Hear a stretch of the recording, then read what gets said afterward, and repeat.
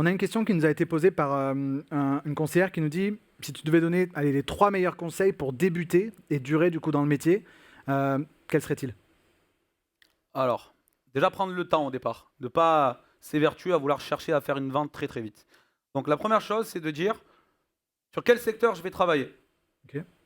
Et ce secteur-là, une fois que je sais lequel c'est, je vais l'étudier. Quel est le business, donc la valorisation financière, quels sont les concurrents et quelle part de marché je peux aller prendre.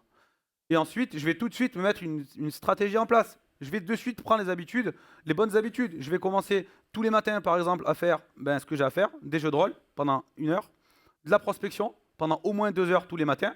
Et vu que l'après-midi, il n'y aura rien quand on commence, on va continuer à faire la prospection. Dès le départ, il faut commencer comme ça.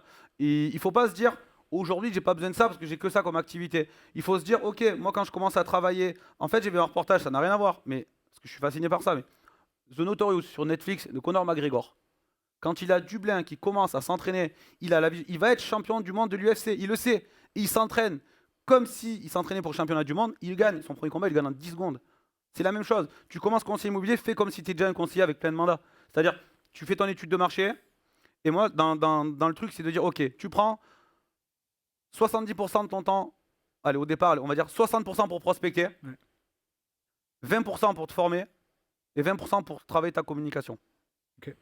Et le levier de prospection, je le garderai à la fin au moins à 25%, même pour un conseiller qui est confirmé. Expérimenté. Totalement. Ok.